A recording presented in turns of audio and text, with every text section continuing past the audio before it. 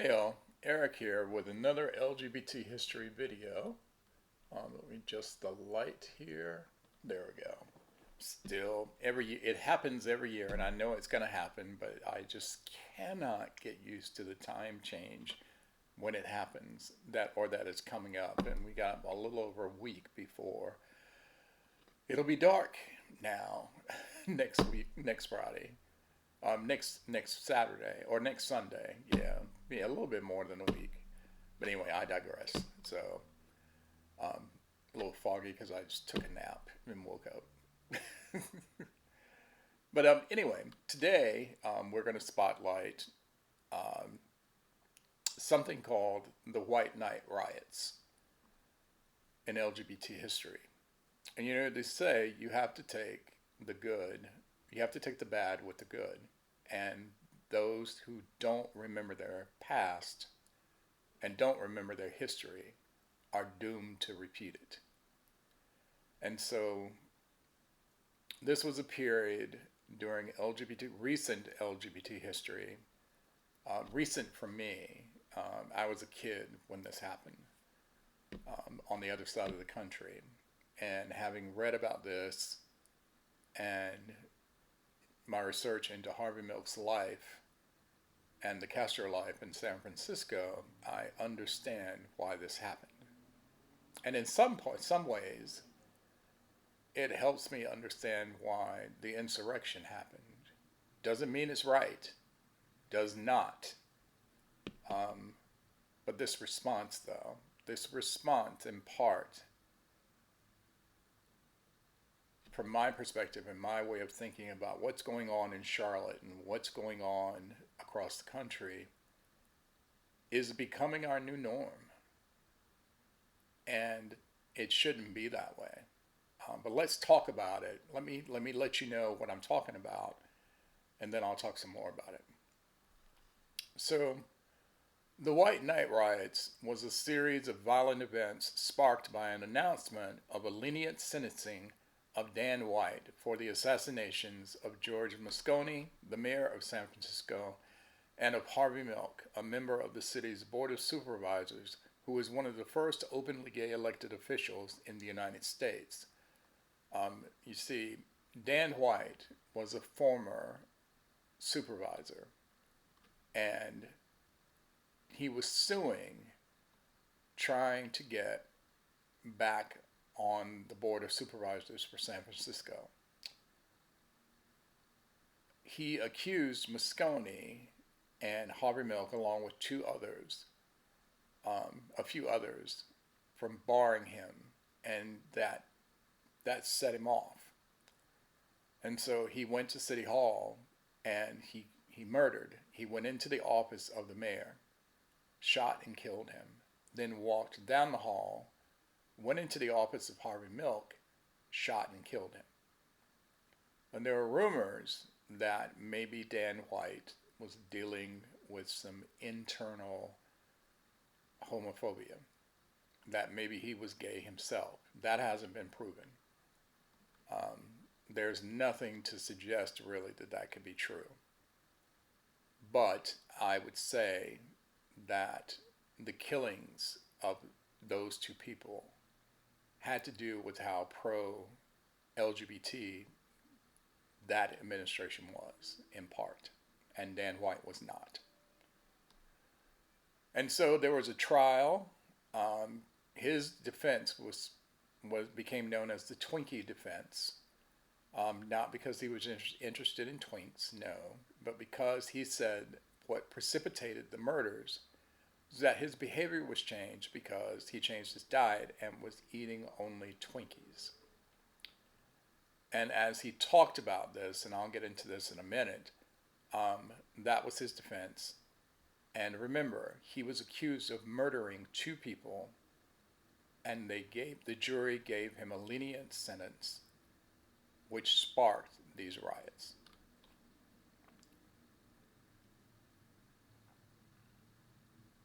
The events took place on the night of May 21st, 1979, in San Francisco. Earlier that day, White had been convicted of voluntary manslaughter, the lightest possible sentence for his actions. The lesser conviction outraged the city's gay community, setting off the most violent reaction by gay Americans since the 1969 Stonewall riots in New York City. The gay community of San Francisco had a long standing conflict with the San Francisco Police Department. White's status as a former police officer intensified the community's anger at the SFPD. Initial demonstrations took place as a peaceful march through the Castro district of San Francisco.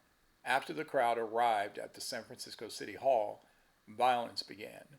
The events caused hundreds of thousands of dollars worth of property damage to City Hall and the surrounding area, as well as injuries to police officers and rioters. Several hours after the riot had been broken up, police made a retaliatory raid on a gay bar in San Francisco's Castro district. Many patrons were beaten by police in riot gear. 24 arrests were made during the course of the raid, and several people later sued the SFPD. In the following days, gay leaders refused to apologize for the events of that night. This led to increased political power in the gay community, which culminated in the election of Mayor Dianne Feinstein to a full term the following November. In response to a campaign promise, Feinstein appointed a pro-gay chief of police, which increased recruitment of gay people in the police force and eased tension. So let me skip down and let's dive a little bit deeper into how they got there.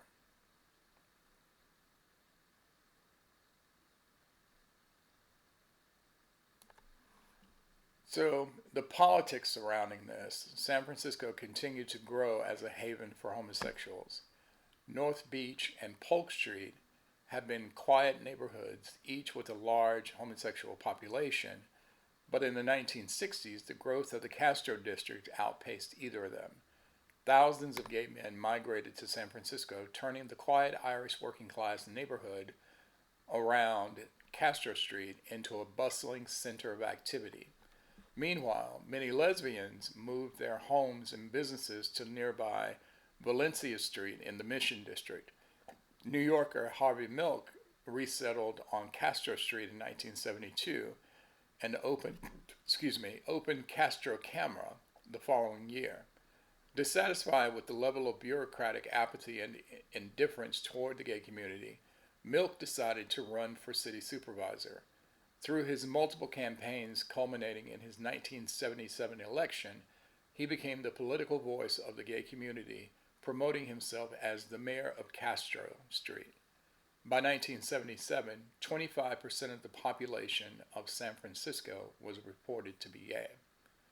On Labor Day in 1974, tensions between the gay community and the SFPD came to a head when a man was beaten and arrested while walking down Castro Street.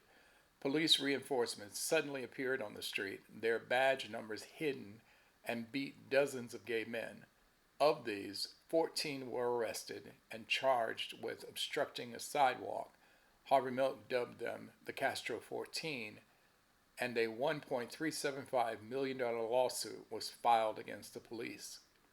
In 1975, after George Moscone had been elected mayor, he appointed Charles Gaine as his chief of police.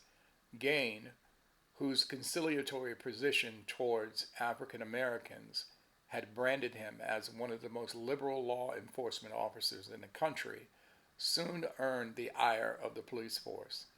Gaine implemented policies that proved unpopular with his staff, such as painting police cars powder blue and barring officers from drinking on the job. His lenient policies towards gays also angered the force. When asked what he would do if a gay police officer came out, Gaine replied, "I certainly think that a gay policeman could be upfront about it under me. If I had a gay policeman who came out, I would support him 100%. This statement sent shockwaves through the police department and made national headlines. made during the first week of Gaines' tenure, the remark also made Mayor Moscone extremely unpopular with police. The two were so intensely disliked by the police that in 1977, rumors circulated about a plan by right wing police officers to assassinate Gaines, and a year later, similar plans formed targeting Mayor Moscone. Upon being informed of this threat, Moscone hired a bodyguard.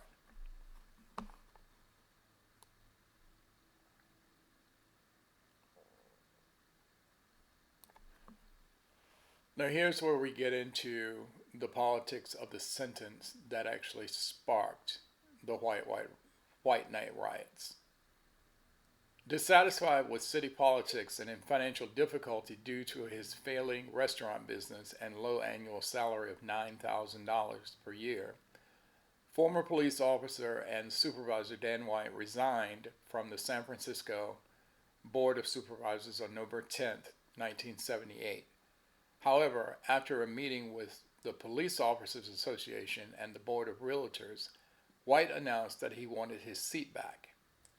Liberal supervisors saw this as an opportunity to end the 6-5 split on the board that blocked progressive initiatives they wanted to introduce. After intense lobbying by Supervisors Milk and Silver, as well as State Assemblyman Willie Brown, Moscone announced on November 26, 1978, that he would not be reappointing Dan White to the seat he had vacated. The next morning, White went to City Hall armed with his police .38 caliber Smith & Wesson revolver and 10 extra cartridges in his coat pocket. To avoid the metal detector, he entered the building through a basement window and proceeded to the office of Mayor George Moscone. Following a brief argument, White shot the mayor in the shoulder and the chest, then twice in the head. White then walked to his former office, reloading his gun, and asked Milk to join him. White then shot Milk in the wrist, the shoulder, and the chest, then twice in the head. Supervisor Diane Feinstein heard the gunshots and called the police, who found Milk on his stomach, bleeding out from his head wounds. White was charged with first-degree murder with special circumstances, which would have permitted the death penalty under the terms of the 1978 California Proposition 7. The circumstances alleged in this case were that Mayor Moscone had been killed in order to block the appointment of someone to fill the city supervisor's seat from which Dan White had resigned, and also that multiple people had been killed. White's sentence was reduced due in part to the so-called Twinkie defense. White's defense was that he suffered diminished capacity as a result of his depression, a symptom of which was a change in diet from healthy food to Twinkies and other sugary foods. Contrary to contemporary reports, White's attorneys did not argue that the Twinkies were the cause of White's actions, but that their consumption was symptomatic of his underlying depression. The product itself was only mentioned in passing during the trial. The jury heard a tape recording of White's confession, which consisted of highly emotional ranting about the pressure he was under, and members of the jury wept in sympathy for the defendant. White represented the old guard of San Francisco, who were wary of the influx of minority groups into the city and represented a more conservative traditional view that the more liberal forces in the city, like Moscone and Milk, were perceived to be eroding. Members of the San Francisco police and fire departments raised more than $100,000 to defend White, and some wore shirts reading "Free Dan White." On May 21, 1979, White was found guilty of the voluntary manslaughter, not first-degree murder, of Mayor Moscone and Supervisor Milk. He was sentenced to 7 years and 8 months in Soledad Prison. With good behavior, he had the chance to be released after serving 2/3 of his sentence, about 5 years. Upon hearing the verdict, District Attorney Joseph Freitas Jr. said it was a good decision. It was the wrong decision. Excuse me. He said it was the wrong decision. The jury was overwhelmed by emotions and did not sufficiently analyze the evidence that was deliberate, calculated murder. Remember, he stopped and reloaded his gun. He climbed through a window rather than coming through the front door. In defense of his client, White's attorney, Douglas Schmidt, stated that White, quote, is filled with remorse and I think he's in a very bad condition, unquote. White would later confirm that the killings were premeditated. In 1984, he told former police inspector Frank Falzon that not only had he planned to kill Moscone and Milk, he also had plans to kill Assemblyman Willie Brown and Supervisor Carol Ruth Silver. He believed that the four politicians were attempting to block his reinstatement as supervisor. Falzon quoted White as having said, "I was on a mission. I wanted four of them. Carol Ruth Silver, she was the biggest snake, and Willie Brown, he was masterminding the whole thing." Yet, he only got essentially 5 years.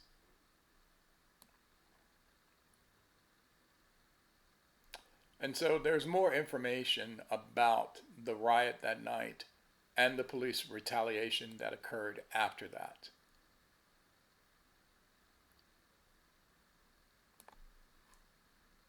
But one thing that came out of all of this was that on October 14th, 1979, the estimate is between 75,000 and 125,000 people marched on Washington for gay rights.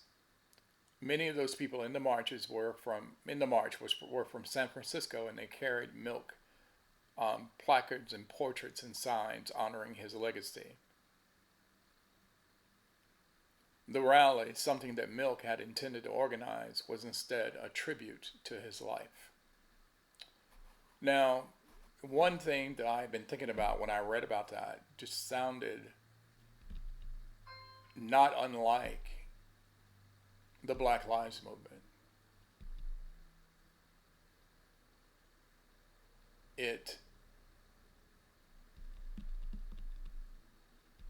There are just too many coincidences. I mean, we watched on the news. We watched in real time the murder of George Floyd. In real time.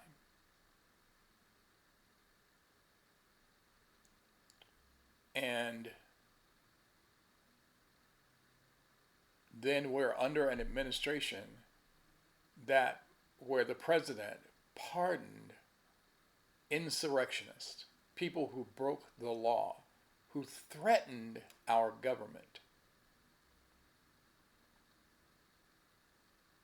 and subsequently lost that race, got reelected, and is punishing the United States for what he perceived it didn't do for him.